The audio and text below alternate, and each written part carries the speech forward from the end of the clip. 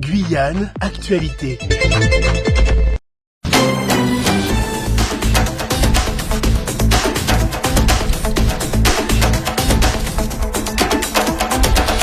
Nous sommes partis pour le rendez-vous de la rédaction, l'information de ce mercredi 22 juin 2022 et nous commençons par les titres avec Arnaud Béry, l'OLCRDR. Bonsoir Arnaud. Bonsoir Royan, bonsoir à tous. Dans l'actualité de ce mercredi, on commencera ce journal avec une question.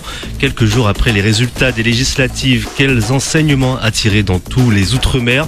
Alors pour y répondre, Martial Foucault, le directeur du CEVIFPOF, titulaire de la chaire Outre-mer à Sciences Po Paris, il était l'invité du 7h de Victor Zamit.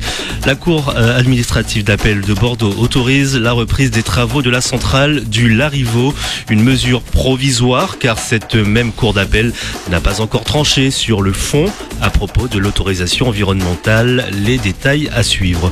Nous ferons également le point sur la plénière aujourd'hui à la CTG. Le budget est en augmentation pour rapprocher les 1 milliard d'euros. Et puis dans le reste de l'actualité, nous avons appris le décès de l'avocat Jean-Marie Aima, l'ancien militant pour la défense des droits du territoire et ancien bâtonnier de Guyane, s'en est allé à l'âge de 91 ans. Et puis à Cayenne, la Cayenne qui prend des allures d'Hollywood avec un panneau en lettres capitales qui a été installé hier sur le mont Sépérou. Enfin, musique, difficile de ne pas entendre hier soir le rythme de la fête de la musique, la 40e fête de la musique avec notamment un concert sur le parking du Zéphyr. On y revient en fin de journal. Voici le 18h de la rédaction de Radio Pays. Bienvenue à tous et à toutes. Et on commence ce journal avec un bilan quelques jours après les résultats des législatives. Quel enseignement a tiré dans tous les Outre-mer? À la suite de ces élections, la carte électorale des Outre-mer peut se résumer à une poussée des élus de gauche dans un grand nombre de territoires. Les résultats électoraux ultramarins prennent en quelque sorte le contre-pied de ce que l'on observe dans l'Hexagone puisque 70% des députés d'Outre-mer ont été élus avec la NUPES contre seulement 25% au niveau national. La majorité présidentielle est ainsi distancée à l'image de la défaite ici en Guyane de l'Énaïque Adam. Autre enseignement, l'abstention très forte dans quasiment tous les départements d'Outre-mer et les scores du Rassemblement national sont loin de s'observer durant la présidentielle. Voilà, en résumé, ce qu'a mis en avant ce matin Martial Foucault, le directeur du CEVIPOF, titulaire de la chaire Outre-mer à Sciences Po Paris. Il était l'invité du 7h de Victor Zamit. Il a également, durant l'interview, plaidé pour qu'enfin les sondeurs prennent en compte l'Outre-mer dans leur enquête d'opinion. On a tendance quand même trop fortement à se focaliser sur l'Hexagone. Et puis il y a un deuxième enjeu qui a été pour moi, d'ailleurs ça pose une vraie question démocratique. Pendant plusieurs semaines, élections présidentielles et élections législatives, l'ensemble des enquêtes d'opinion, l'ensemble des sondages sont réalisés uniquement pour les Français de l'Hexagone.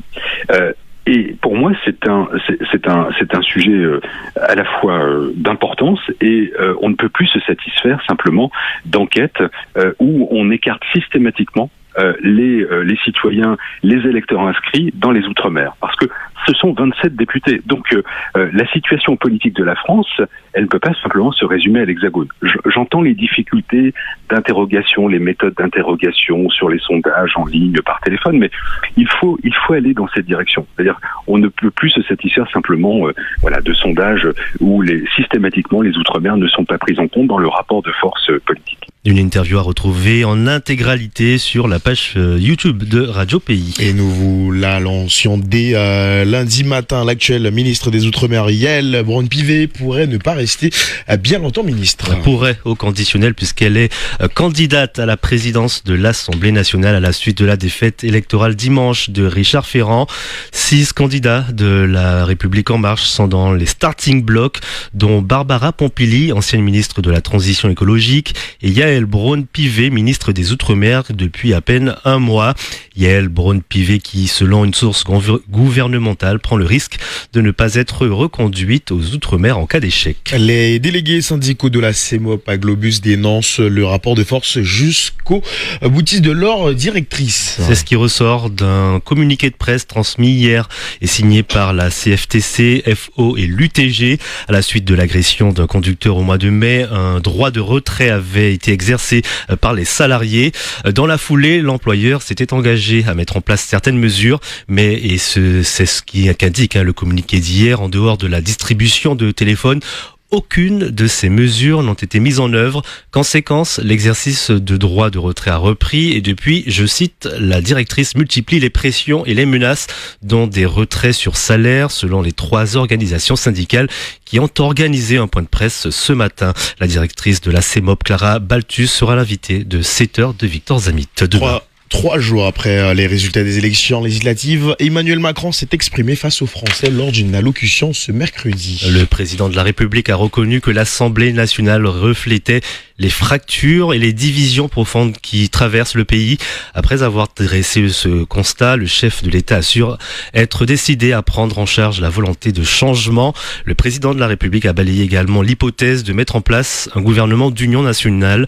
La plupart des dirigeants que j'ai reçus ont exclu l'hypothèse d'un gouvernement d'union nationale, a-t-il expliqué, en ajoutant qu'à ses yeux, cette option n'est pas justifiée à ce jour. Retrouvez l'intégralité du discours du président sur notre page Facebook. Les travaux de la centrale du Larivot vont pouvoir reprendre. 2 jours à peine après l'audience, la Cour administrative d'appel de Bordeaux autorise la reprise des travaux de la centrale du Larivot.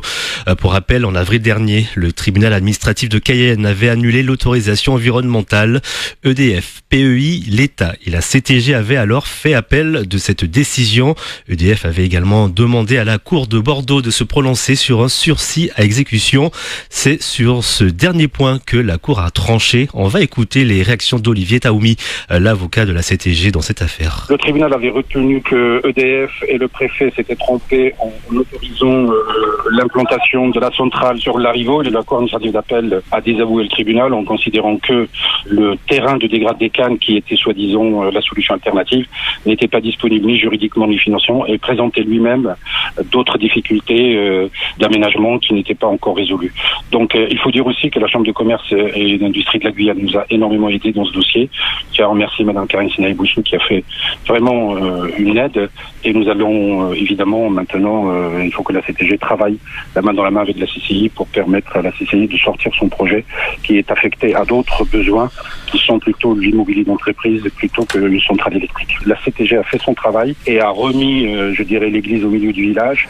Maintenant, EDF doit prendre ses responsabilités vis-à-vis des entreprises, mais juridiquement, il n'y a plus aucun obstacle. Ajoutant que la Cour d'appel de Bordeaux n'a pas encore tranché sur le fond.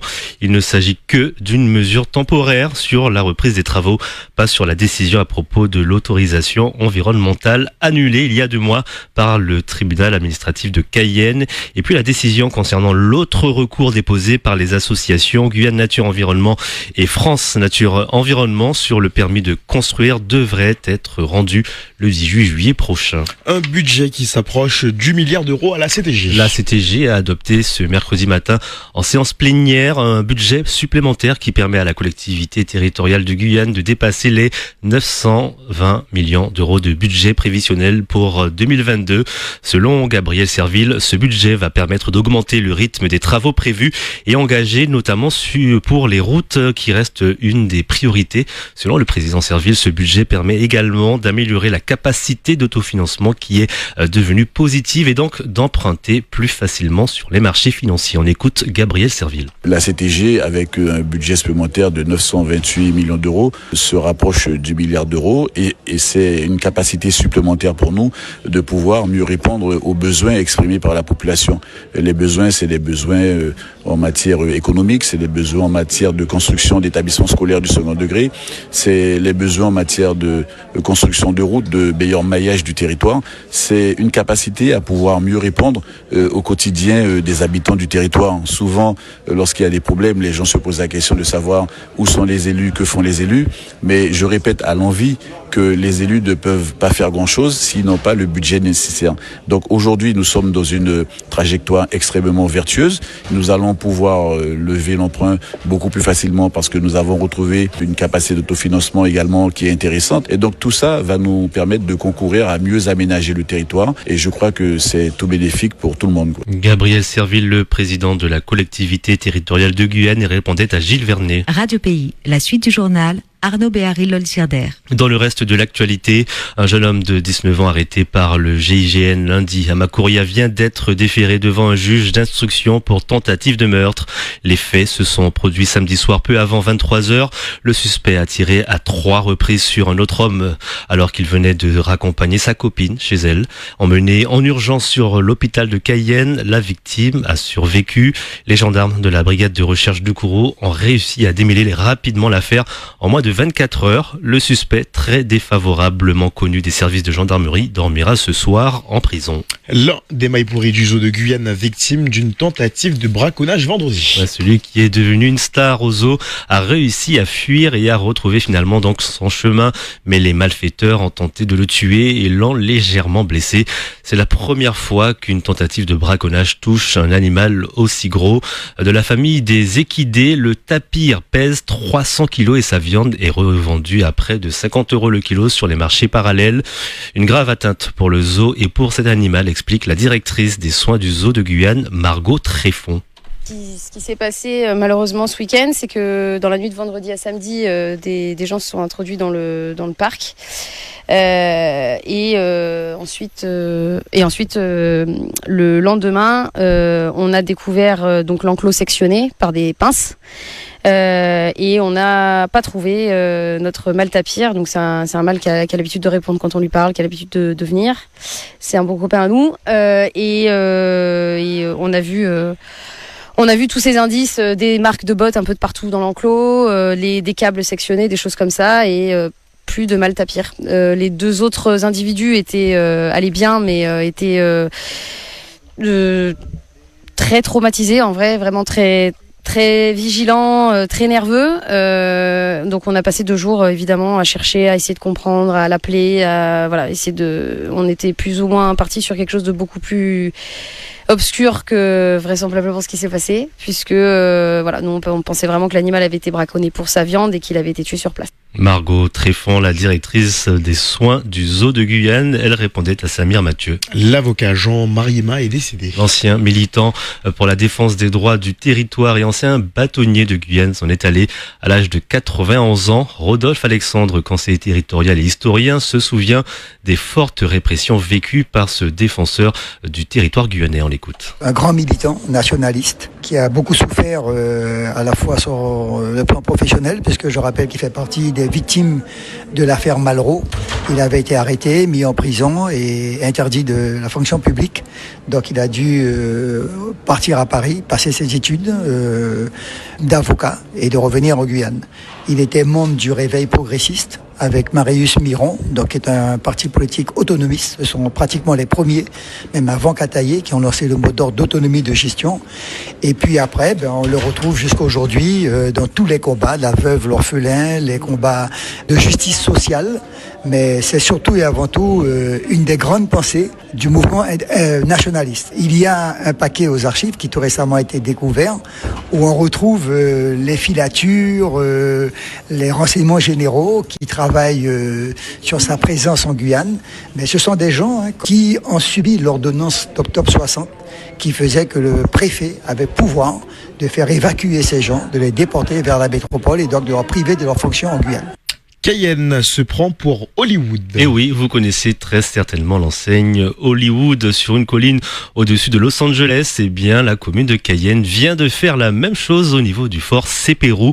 Une enseigne de 12 lettres de long sur plus de 2 mètres de haut.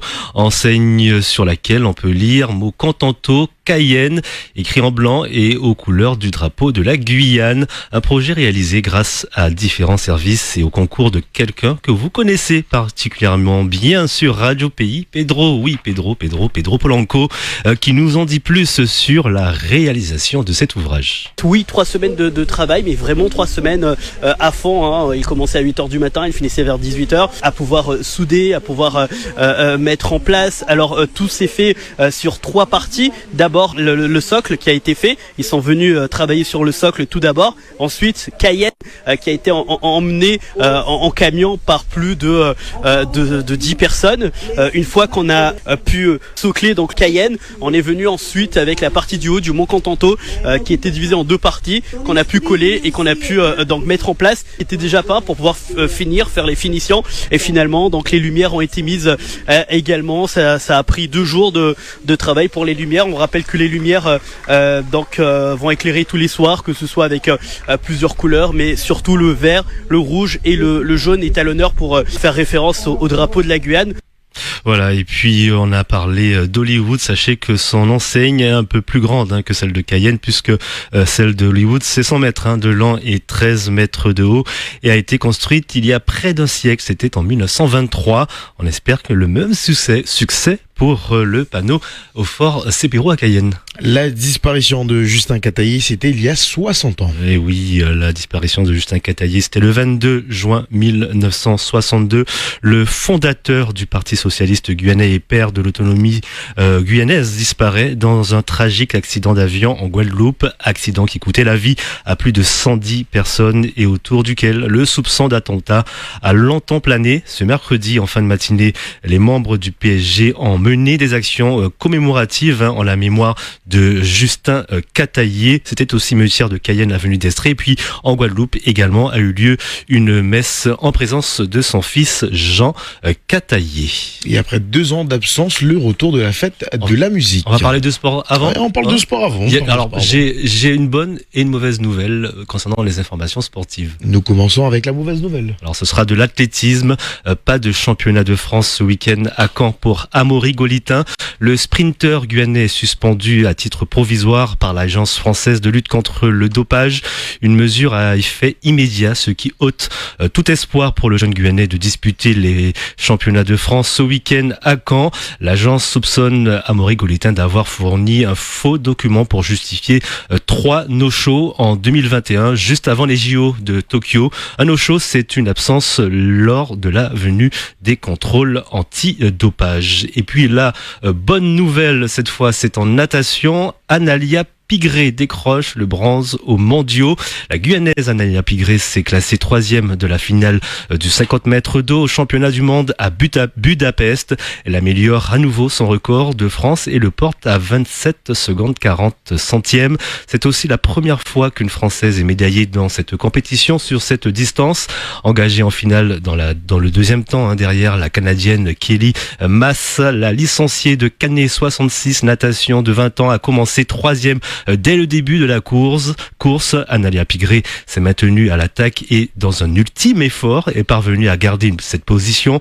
Analia Pigré a été battue par la Canadienne Kelly Mass à 27 secondes 31 et l'Américaine Catherine Berkoff à 27 secondes 39. Cette médaille de bronze, on le rappelle, est une première car aucune Française n'est jamais montée sur le podium à l'issue de cette épreuve qui, rappelons-le, n'est pas inscrite au programme olympique. Et on termine ce journal avec de la musique, le retour de la fête de la musique en Guyane. L'événement qui est devenu planétaire depuis sa création en France par le ministre de la Culture Jacques Land a fêté ses 40 ans d'existence.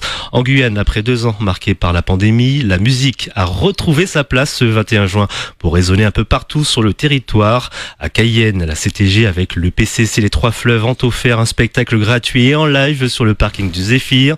Près d'1 millier de personnes ont pu retrouver les élèves du conservatoire de musique, le groupe de musique latine exclusivement féminin Entrelas, mais aussi Paganan, Accouman, les Blue Stars et les mécènes sur scène. Nous avons recueilli la réaction du public satisfait, évidemment, à l'issue de ce concert. Une très belle soirée à recommencer. Ça nous a fait du bien, donc on a pu se retrouver vraiment en famille. Et donc c'était une très très belle soirée. Super, c'était bien, c'était très bien. Il y avait longtemps qu'on n'était pas sortis, donc c'était très bien. Voyez-vous comme les gens sont souriants et tout ça, c'est qu'ils attendaient ça. C'était très bien, c'était une bonne soirée. Très belle fête de la musique. C'est vrai que la fête de la musique en elle-même, on l'a pas faite, mais après la musique c'est tous les jours, donc super organisation. La fête de la musique, c'est toujours la fête des DJ, la fête des musiciens, la fête de la musique. Dès qu'il y a des mécènes, il y a besoin de fanatiques, chiens, ravettes, de mécènes. Voilà, une belle ambiance hier soir du côté du Zéphyr. Vous avez pu reconnaître derrière, c'était quel groupe en tout cas quelle musique qui passait derrière et quel groupe? La musique du groupe Jetix. Voilà, interprété par Akouman, c'était hier soir sur le Zéphyr. Merci beaucoup Arnaud Aubert et Lol Serder. Le prochain point de l'information, ça sera à demain dans les matinales dès 5h. Quant à vous, on vous retrouve demain à 18h. Merci, une belle soirée à l'écoute de Radio Pays.